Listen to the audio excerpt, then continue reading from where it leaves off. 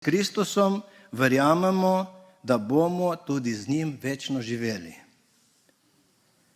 Opis Jezusovega križanja v Svetem pismu presega meje nadomestnega nauka o križanju, kjer je bil Jezus križan namesto grešnega človeka.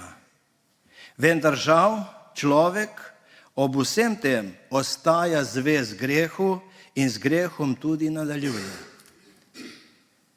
Dragi sestre, dragi bratje, Božja ljubezen je velika in presega ves človeški razum.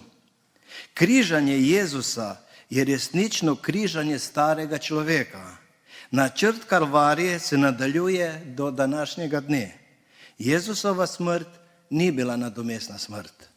V Stari zavezi najdemo več primerov, kjer je žrtev vzeta namesto tistega, ki je kriv.